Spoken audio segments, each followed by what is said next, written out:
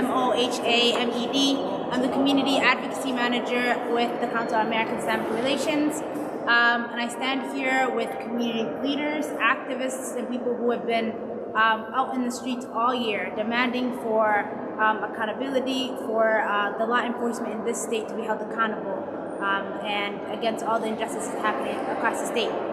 We stood here on January, the first day of session. We brought forth 9 bills that would hold accountable the law enforcement in this state. And granted, we are in a divided state between two parties that use and exploit black people. We wanted something to be done this year after George Floyd, after Dante Wright, after Dalal Eid, and the countless other murders that have been over 400 murders that have been done by the state of Minnesota. Nothing has been done. We've gotten a conviction on Derek Chauvin being sentenced, but nothing's been changed. Last night, we watched the lawmakers of this state debate on black issues, talk about what happened to family members. We brought forth 65,000 signatures over people who wanted these bills to be passed. We brought 80 corporations and we brought hundreds of thousands of other petitions. We've done all we could. We protested, and the state has failed black people once again. They chose politics over people's lives. So we stand here as community to urge and to demand for the governor of this state to take swift action and to veto this bill until something is done. Our first speaker is Nakima Loving Armstrong. Come on, Governor. Good afternoon.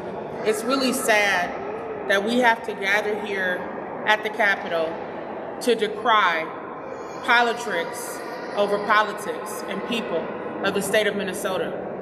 Our elected officials had an opportunity to show that they believe that Black Lives Matter and to demonstrate that they would push for police accountability in the state of Minnesota, which, as we know, is the state where George Floyd was killed.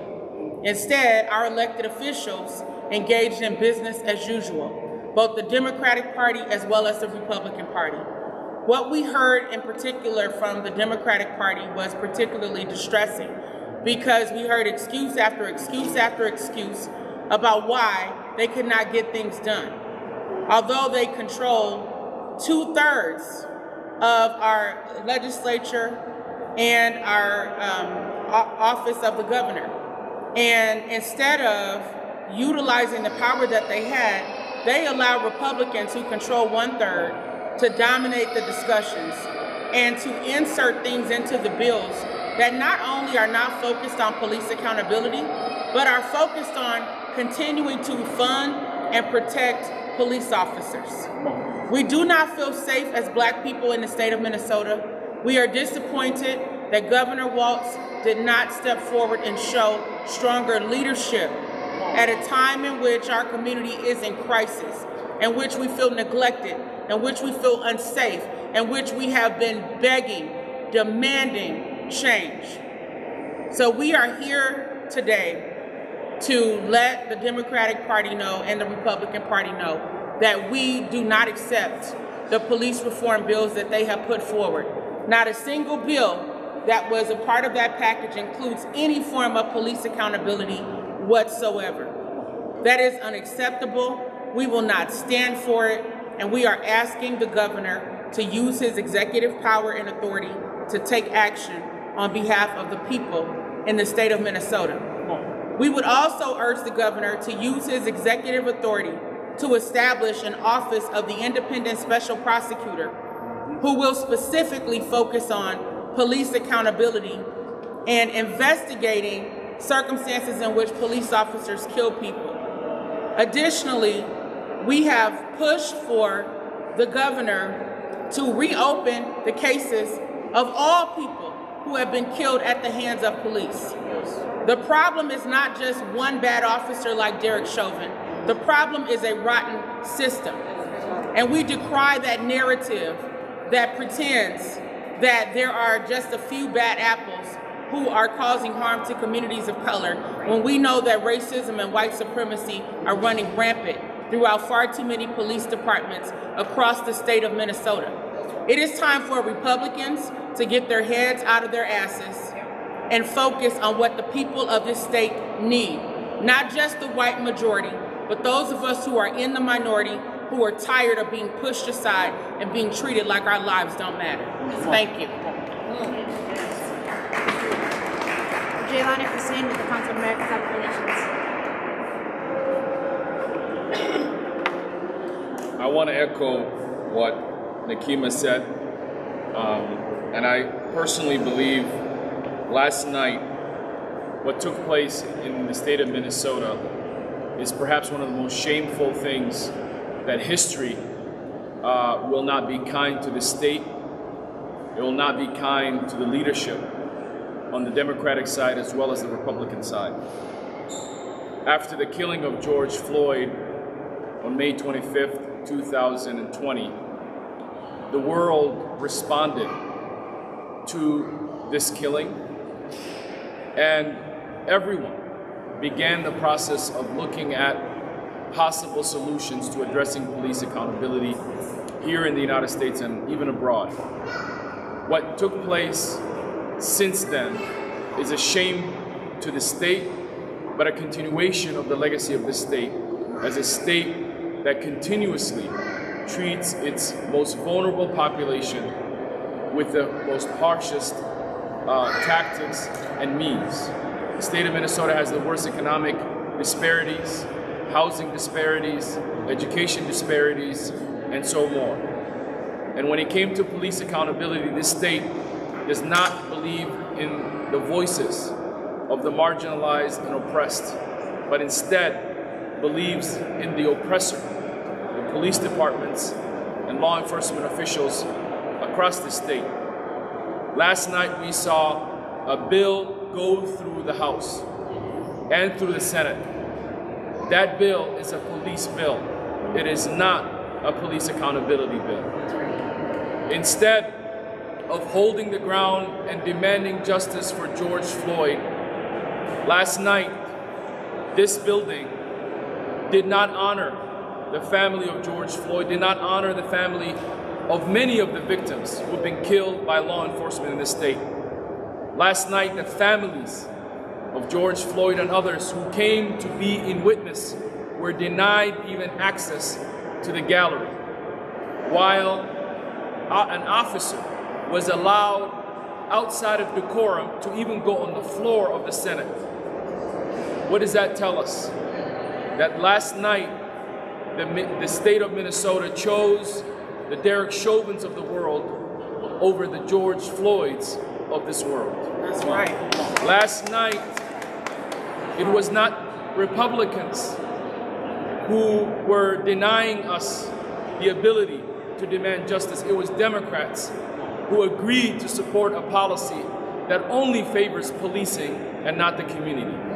Last night, we saw the ugly truth of Democrats.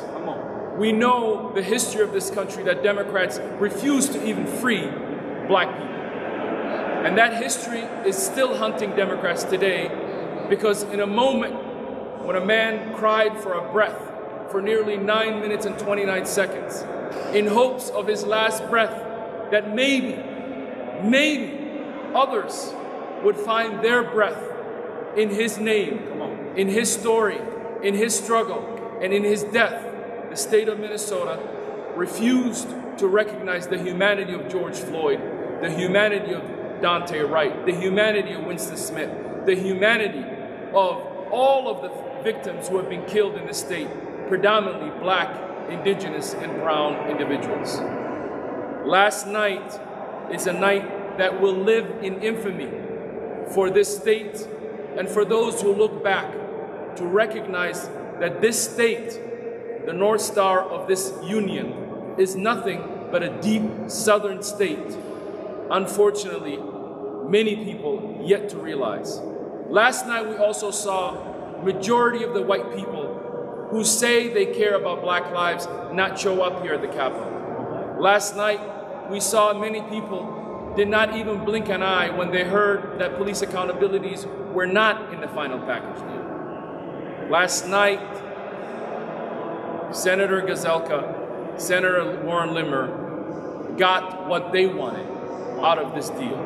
The community that has been protesting and demanding and were on the streets did not get anything. But now we ask the governor to veto, even though he has already told us he's not going to veto. He is the last stop now. And if he chooses to continue on this path, Governor Walz will be engraved in history as the governor who refused to stand up for black people when a man died and the world moved in his honor. And the governor of this state instead moved for law enforcement and not for George Floyd. We have seen this in the past, but today we are more resolved than ever because we understand that this system, it is corrupt from this building all the way to every single jurisdiction in this state. It is corrupt because it does not see the humanity of black and brown individuals. But the days that we are silent, the days that we show up only one time are over. We will continue to fight. We will continue to demand justice. We will continue to do what is necessary for our community to realize that. Many of these legislators are going home after this week. What they don't realize is they will not be going home to their homes peacefully, because we will be coming to their homes. We will be demanding justice on their front lawns. We will be making sure they understand the pain that exists in our communities. So this summer, I want people to know that we are taking our activism to the next stage, stage number 2. When we realize we worked with the system, we tried to address it within the system, but we came back with nothing. But we are not going home with nothing. We will continue to demand justice by any means necessary. Tashir got it.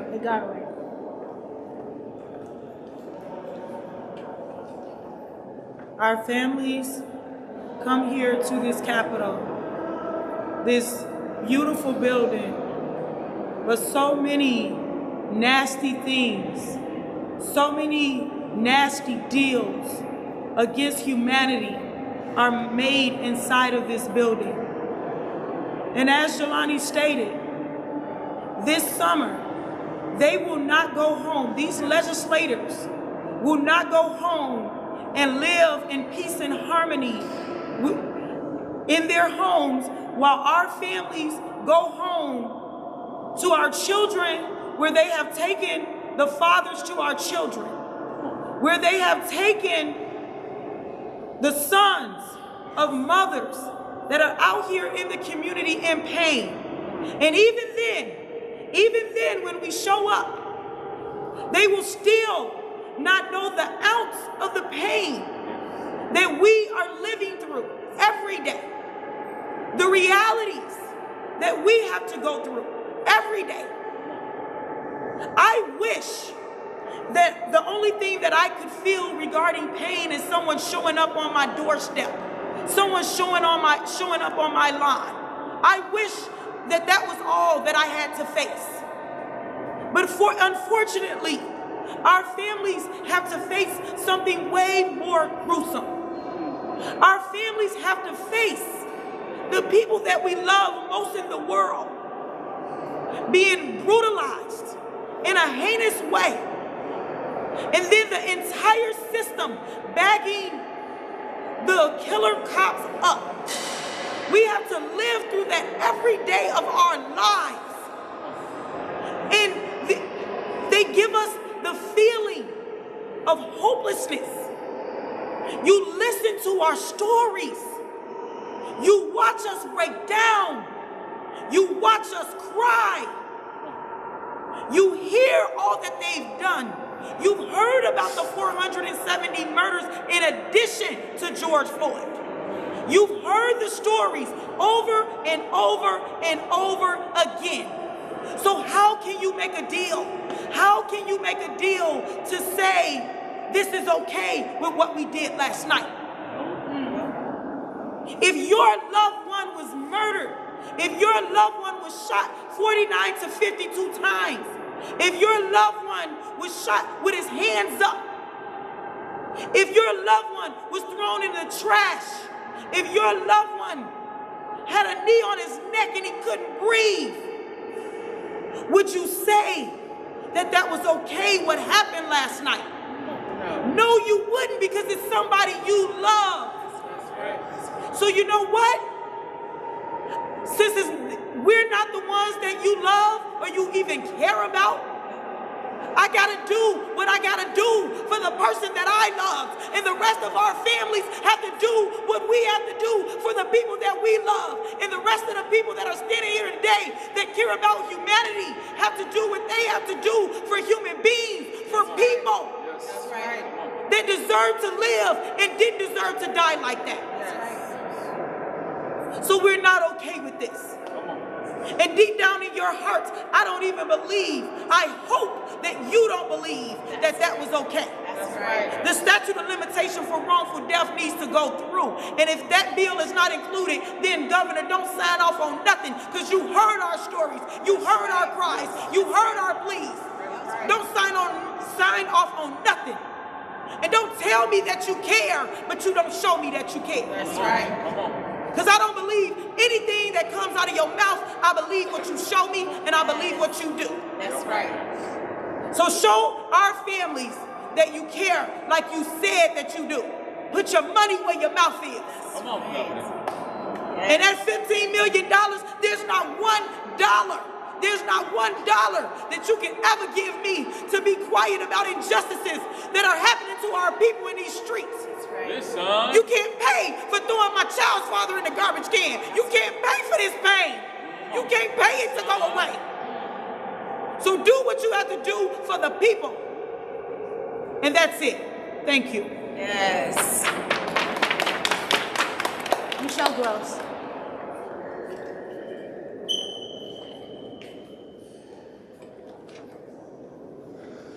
Michelle Gross, MICHELLEGROSS, and I'm president of Communities United Against Police Brutality. What we saw yesterday was a disgusting display of, I would say partisan politics, but in fact it's not partisan politics. Because both parties were sitting on the same side of the table. Yes. This wasn't a negotiation, this was a deal. And one of the things that we kept being told by various legislators, members of the Posse Caucus, other Democratic legislators, and the governor is that, we can't make deals with these Republicans because there's nothing they want. That's a lie. There is plenty that they wanted, and you could have used what they wanted as bargaining chips. But what it tells me, when you make that type of a poor deal where you give them everything they want and the community gets nothing in return, that tells me that actually what they wanted is what you wanted. That's right. And what you wanted is what they wanted. That's right. And the damn deal was stilted from the start. It is not for a lack of trying to get these bills across the finish line. It is not for a lack of trying. They said to us, bring us some bills. We wrote the bills ourselves, did all the work, consulted with lawyers, did all that stuff, came down here, got them jacketed, worked to find authors, do all of those things. So we do that, nice and early in the process. Then they said, we need to see signs of support. You got to get some people to email these legislators. We generated over 100,000 emails among our organizations. Then they said, we need to see some outstate support. Okay, we've got 65,000 signatures from outstate delivered to the governor. Oh, we need corporate support. Okay, we got 80 corporations to sign on the dotted line.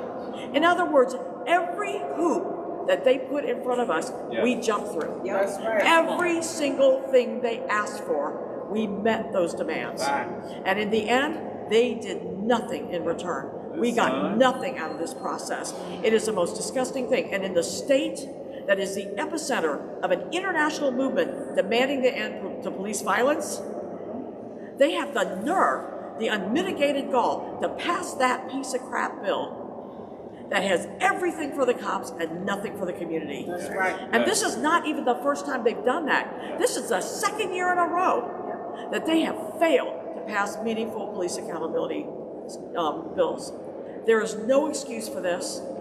They almost ensure that the conditions remain that will cause another George Floyd incident to occur. They ensure it. And they worry, and they talk about Minneapolis as crime-ridden and all the rioting in the streets and all of this other kind of talk. They talk about us like dogs. I live in Minneapolis. I'm a homeowner. I'm proud of it. And they talk about us like we're dogs. Oh, all the horrible, terrible things, but they never do anything to address people's underlying concerns and why people had an uprising in the first place. If you don't want an uprising, then have accountability. That is the solution. If you give people the resources they need and the justice they need, you won't have uprisings. Yes. Because we will control that police behavior in the first place so that no more people are killed. And that is what our demands are. It is outlandish that we could land in this spot after 2 years, a year and a few months after George Floyd was killed, and 2 legislative cycles in a row, they have failed. We are disgusted, we're not going to tolerate it, but we're also not going to give up. You better think to yourselves, oh my gosh, where am I going to see these people next? Because we're all going to be about pulling up at their houses. Yes. We're all going to be about pulling up at their legislative offices, wherever the hell they are. I'll go to your grocery store. Yep. I don't care. Because you are not going to get away, and I say this to the Republicans and to the Democrats, you are not going to get away with denying the people. It will not happen. We will not be denied. Thank you. That's right. Thank you. Jonathan McLennan.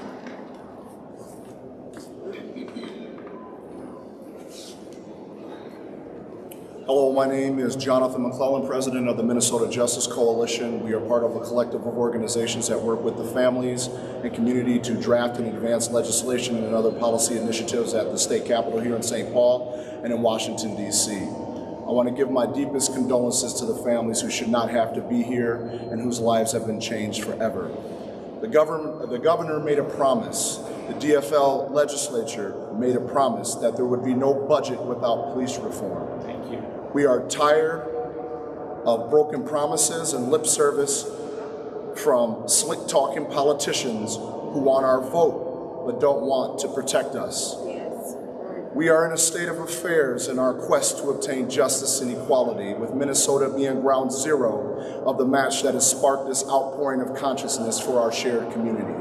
We are still here waiting to cash that check that has fallen on a bankrupt system of expedient politicians, administrators, and tolerant allies of the same in opposition to progress for a more perfect union. For far too long, we have been victims of this plague, and we're here to say no more.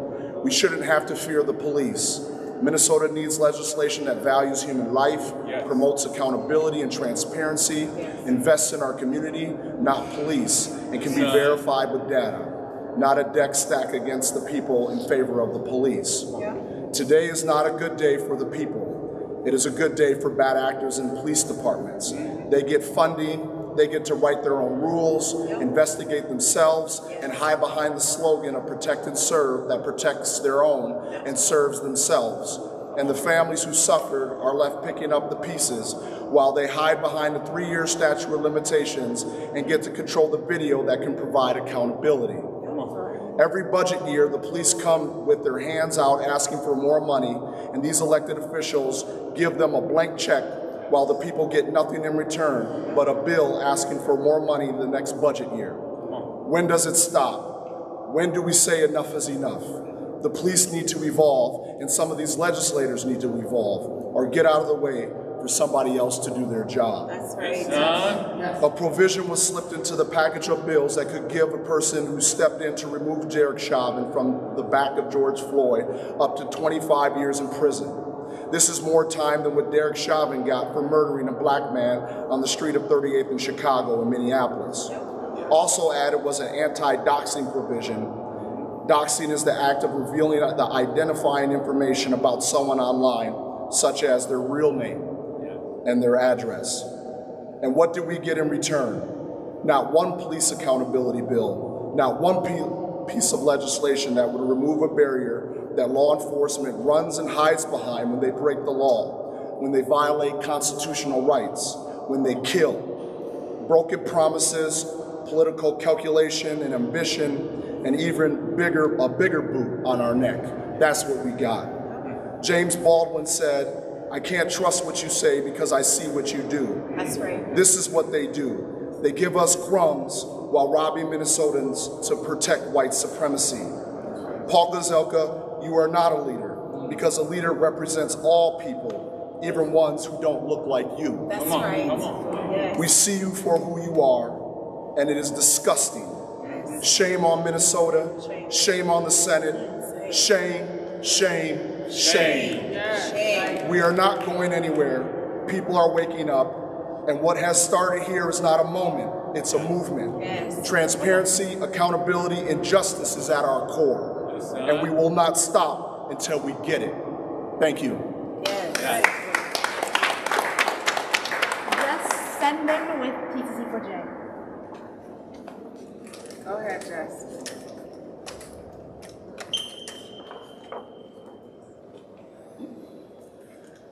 So I want to first thank my colleagues in this amazing coalition who have been tireless. Tens of thousands of hours have been invested in meetings, in writing bills, in marching in the streets, in pulling up from homes to offices, most of which have been closed most of this last year. But we have been unstoppable. And why have we been unstoppable? Because the system of policing as it exists in this state is unacceptable. That's right. We are not willing to live like this, and we are no longer willing to let our neighbors die the way that George Floyd did. And not only George Floyd, but since him, less than a mile away, and just a few months later, Dalal Id was killed by the same police department. That's right. Then we had Dante Wright's murder. We had Winston Smith's murder. It's not like only George Floyd is the issue here. And of course, as Tashira pointed out and others, George Floyd wasn't the first. And I'm telling you, he wasn't the last. And the fact that we have so-called political leaders who are taking a victory lap today, claiming that they achieved some sort of compromise to address policing in this state is a disgusting lie. And if it weren't so disgusting, it would be laughable. The fact is that the Republicans in this state never wanted any police changes in policing except more of it. And the fact is, Democrats came to the table and didn't ask for anything. They didn't stop any of the new harmful provisions that Republicans brought forward. And we have a governor down the hall who is trying to say that a handful of executive orders, none of which actually address the reforms that we brought forward to the legislature, is enough. It's a year or two late, and it's not enough. We have a right to end police murders of civilians in our communities. That's right. We have a right to decide who polices our communities and how. And when, not if, but when they harm and kill our loved ones and our neighbors, we have a right to have every means at our disposal to get justice. Yes. The fact is, we had bills that could deliver some of that. And the Democrats weren't willing to fight for any of that. And instead, we're happy to give away even more of our rights and protections this legislative session. This is the most disgusting and shameful display of any response that this country has seen to the murder of George Floyd in any legislative halls. That we live in a state that was willing to do this after holding the shame for this. This whole country is full of an epidemic of police murders, but Minneapolis became the face of that epidemic across the country. And our legislative body, our governor, refused to take any action to transform the system as we know it, to end police violence, and to give some justice to our families and some peace to our communities. The fact is, the governor still has a minute. He cannot sign that bill. He could send it back, and he should. The fact is, these legislators some of them are going to come back here, and when they do, we're going to expect different and better next time. But we're not waiting. Folks told you we're going to be pulling up, but also we're going to keep fighting for changes in our own communities. In Minneapolis, we have a fight for community control of police through a Civilian Police Accountability Commission. In St. Paul, in cities and towns across this country, community members are going to do everything we can to win things now, to win things today, to win convictions for the Kim Potters and the other 3 murderers of George Floyd. We have many more things to win. This hall is not the only place where we have things that we are fighting for. We deserve better, and we're going to keep marching until we get it. Our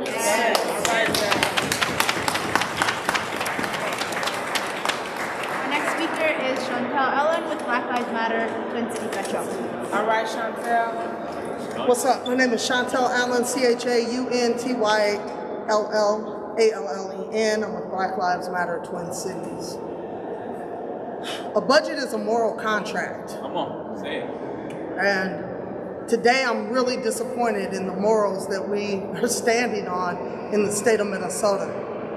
As the epicenter of this movement, I thought that folks would come to the table and would do better. And honestly, I'm asking you, Walls, to step up because you still have time to do better. We all come out and we say we're going to stand in solidarity. We're upset about what happened. Oh, that was a brutal murder. Everybody had a lot to say. But when we get at the table, what are we doing? What side of history are we standing on? Come on. This is more than just politics. Yes. Politics are stadiums. Politics are streets and parkways. This is humanity. Yes. This is about human life. This is about how we treat human beings that live in the state that we live in, our neighbors, our community. How are you treating them when you sit at that table and you make deals that are not changing the police accountability? When you're not making anything different so that police can just come along and murder us and cover it up, how are you showing up in community? So I'm just asking Walls and all the folks who wanted to show up in community last year, where are you at now? And what part of history are you standing on now? Because this is a rubber stamp. Your name is in the books, but how is it going to show up in the books? That's right. In 10 and 15, 20 years, when we're teaching this to our children, how is this going to show up to your grandchildren? That's right. You need to start thinking about your legacies.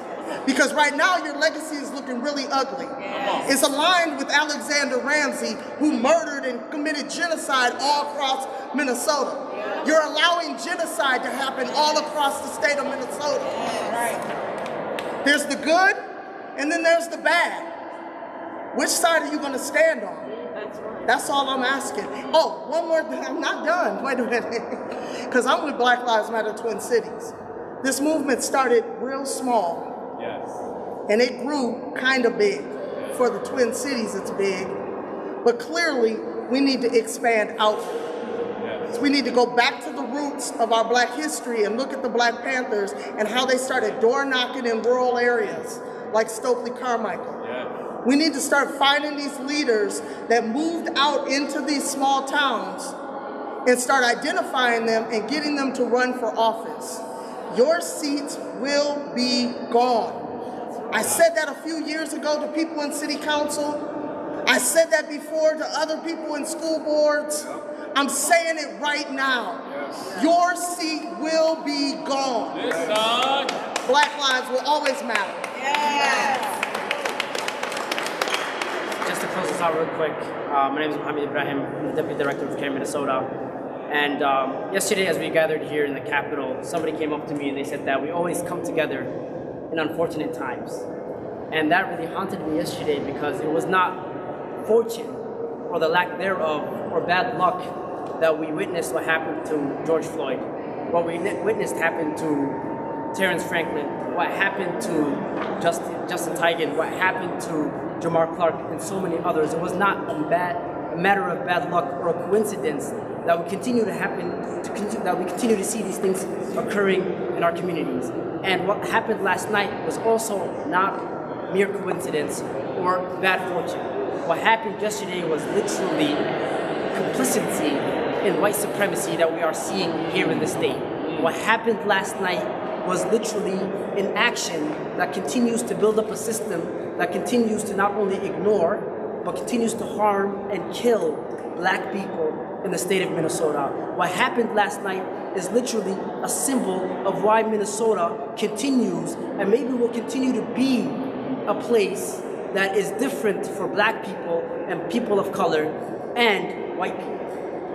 Because there is one Minnesota for white people where education is phenomenal and we have lakes and state parks and so on and so forth. And we have another Minnesota that continues to ignore the needs, that continues to ignore the investments, that continues to turn the other way when we say Black Lives Matter. Right? And what happened last night is also another symbol that Democrats in this state will continue to fail us. Because this bill did not come from the Senate. It came up from a house that is controlled by Democrats, right? We gave away the governor's executive authority for emergency powers. We gave away all of these things to give us nothing but an injection into policing, to an injection into if anybody that was watching George Floyd get murdered happened to have some fortitude to push that individual off, right? That they would have gotten a majority of what? Almost 25 years.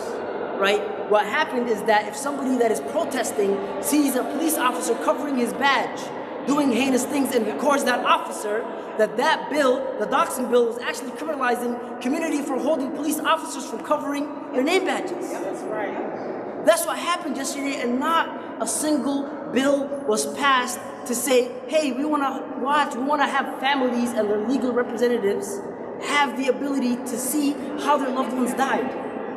Because those footages are being held and is making the statute of limitations run out. And that is why we're asking for the statute of limitations to end. Right? This is why we're asking for communities to oversight police, because we are not getting that at all. Because what's happening with Terrence Franklin right now is where the case is potentially being reopened because of an investigation that was botched behind the BCA, by the and it was not a coincidence or an accident or misfortune that was the last case that Minneapolis Police Department investigated. Right? It is not by accident or misfortune that the DOJ is opening up a patterns and practice investigation into the state. Yes. And it is also not by coincidence or an accident that Governor Walz signed an executive order for 30 post-board rules that, if they actually end up going for, would actually be enacted 16 months or 18 months from now, meaning that they could be overwritten 6 months after he leaves office potentially. Yep.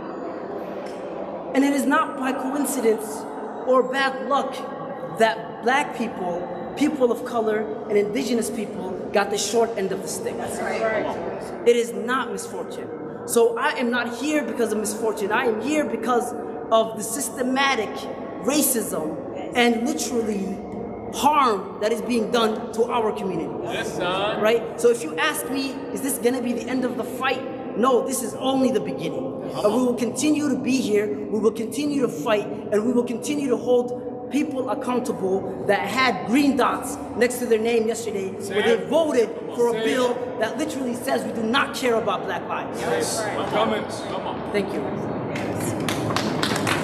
take a question if you have, otherwise. All right. Thank you Thanks, so much. everybody. Thank you. We could go to the. Y'all ready for some? Y'all ready for some chants?